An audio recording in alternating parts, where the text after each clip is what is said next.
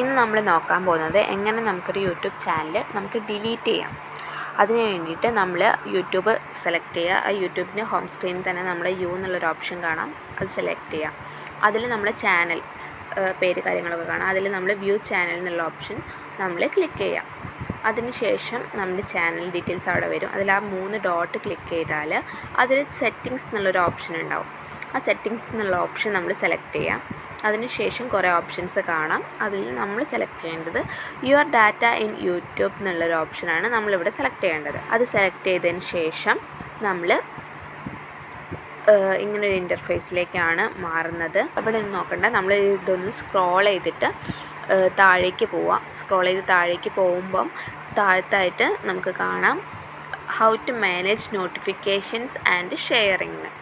ആ ഒരു option select ചെയ്തിട്ട് അതിന് സ്ക്രോൾ ചെയ്താൽ പ്രൈവസി സെറ്റിങ്സ് എന്നുള്ളൊരു ഓപ്ഷൻ ബ്ലൂവിൽ നമുക്ക് താഴെ കാണുന്നുണ്ട്. അതൊന്ന് ക്ലിക്ക് ചെയ്യാം.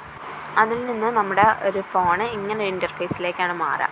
ഇതിൽ സൈഡിൽ നമുക്ക് കുറേ ഓപ്ഷൻസ് കാണാം. അതിൽ ഏറ്റവും താഴെയായിട്ട് കാണുന്ന അഡ്വാൻസ് സെറ്റിങ്സ് എന്നുള്ളൊരു ഓപ്ഷനാണ് നമ്മൾ സെലക്ട് ചെയ്യേണ്ടത്. അത് സെലക്ട് ചെയ്യുമ്പം അതിൽ തന്നെ ഏറ്റവും താഴെ നമുക്ക് കാണാൻ കഴിയും ഡിലീറ്റ് ചാനൽ എന്നുള്ളൊരു ഓപ്ഷന്.